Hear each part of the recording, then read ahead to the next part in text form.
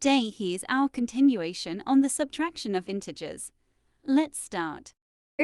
Negative 10 minus positive 8, and we have positive 11 minus negative 6. Let us still use the rule in subtracting integers. So we have to find the subtrahend, and the subtrahend is the positive 8.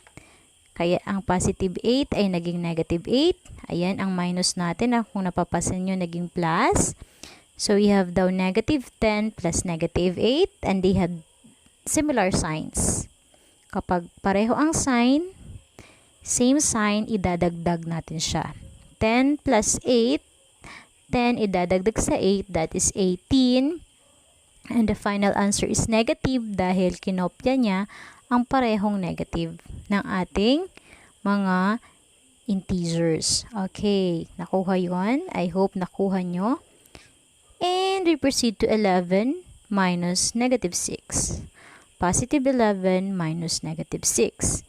So, nasaan ang ating subtrahend? That is the negative 6. So, negative 6 will become positive 6. Minus will become plus.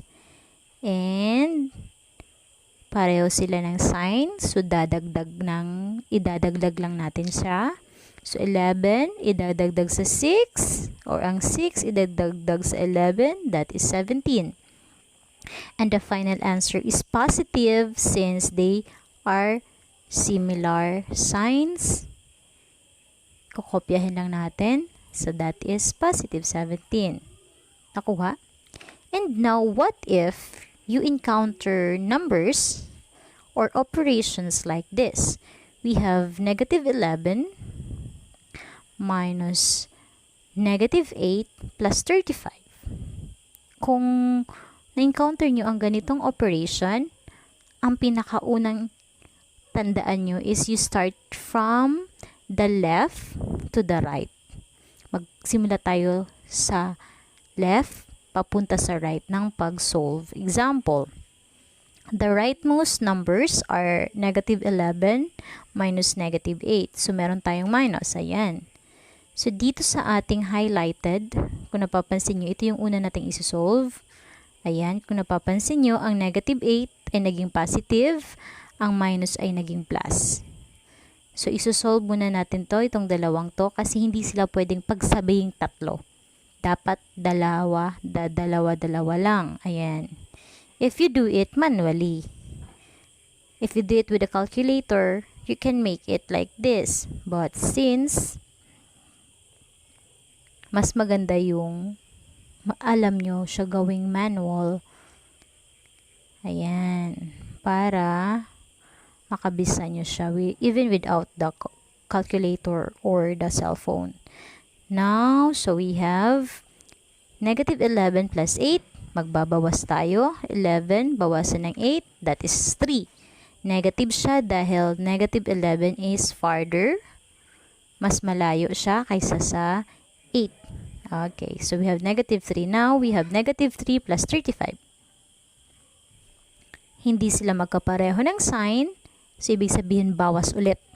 So, ang 35, babawasan ng 3, that is 32. And the final answer is positive since 35 is malayo siya sa 0 kaysa sa negative 3. Or 35, absolute value ng positive 35 is mas malaki kaysa sa absolute value ng negative 3. So, that's it. We have positive 32. Another example. What if we have negative 15 plus positive 15 minus negative 7?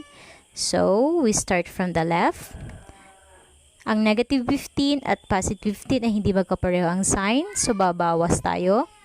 That's make ang negative 15, bawasan ng 15. So, walang maiiwan.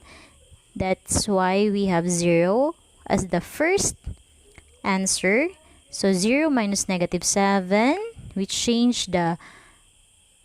We get the additive inverse of 7. That is positive 7. And, of course, ang minus naging plus. So, 0 plus 7. The final answer is positive 7. And the last one, we have positive 20 minus negative 9 minus 5. Again, we start from the left. So 20. Find the additive inverse of the subtrahend. Negative 9 becomes positive, and the minus sign becomes the addition sign. So 20 plus 9, magkapareho ang sign. Idadagdag lang sila. So it becomes 29 plus negative 5. Bakit siya naging plus? Kasi this is minus. So, ang minus naging plus. Ang positive 5 ay naging negative 5. The additive inverse of the number. So, we have 29 plus negative 5. Different signs. So, magbabawas. That is 24. And the final answer is positive. Since mas malaki ang absolute value ng 29 kaysa sa negative 5. So, the final answer is 24, positive 24. And, of course, hindi mawawala ang ating word problem. Let us read. 2 trains start at the same station at the same time. Train A travels 92 km per hour, while Train B travels 82 km per hour. If the 2 trains travel in opposite directions, how far apart will they be after an hour? So let us illustrate this word problem in a number line to show the directions. So we have here the first train and the second train. Let us make the blue arrow as the train A and yellow arrow as the train B. The question is, if the 2 trains travel in opposite directions, how far apart will they be after an hour? Ayan. What are the given? So the given are the 92 km per hour si A at 82 km per hour si B. So since they have different directions, ibig sabihin they have different signs. Now, we have 92 km per hour minus negative 82 km per hour. So, since we are going to apply the rules in subtracting integers, we are going to find the additive inverse of the subtrahend. So, negative 82 kilometers per hour will become positive 82, and the minus operation will become the plus operation. So, we have 92 km per hour plus 82 kilometers per hour is equal to 92 km per hour plus 82 km per hour is equal to 174 km per hour. So, ganoon kalayo ang ating 2 trains after an hour.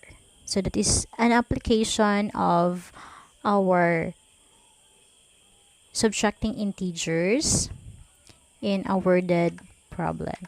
So, keep safe and keep learning. Do not give up. God bless.